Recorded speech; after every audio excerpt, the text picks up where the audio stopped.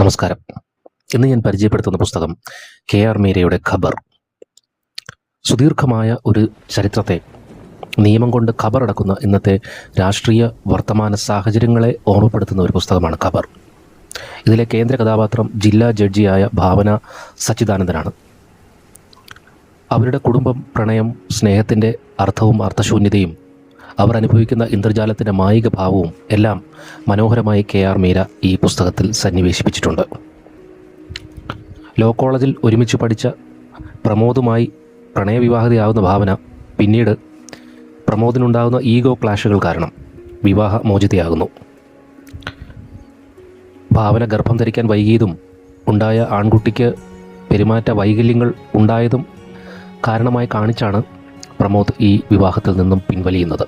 വേർപിരിയലിന് ശേഷം ജില്ലാ ജഡ്ജിയാകുന്ന ഭാവന പെരുമാറ്റ വൈകല്യമുള്ള മകനെ ചേർത്ത് പിടിക്കുകയും അവൻ്റെ പ്രശ്നങ്ങൾ കൊണ്ടല്ല അവൻ്റെ അച്ഛൻ ഉപേക്ഷിച്ച് പോയതെന്ന് അവനോട് പറഞ്ഞുകൊണ്ട് അവനിൽ ആത്മവിശ്വാസം വർദ്ധിപ്പിക്കുകയും ചെയ്യുന്നുണ്ട്.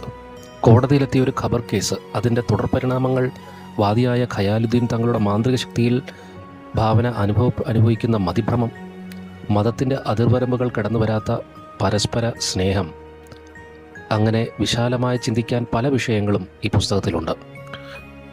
മതം എങ്ങനെ മനുഷ്യനെ അന്ധതയിലേക്ക് നയിക്കുന്നുവെന്നും ചരിത്രത്തെ വിസ്മരിക്കാൻ അവനെ പ്രേരിപ്പിക്കുന്നതെങ്ങനെയെന്നും ഈ പുസ്തകം തുറന്നു കാട്ടുന്നുണ്ട്.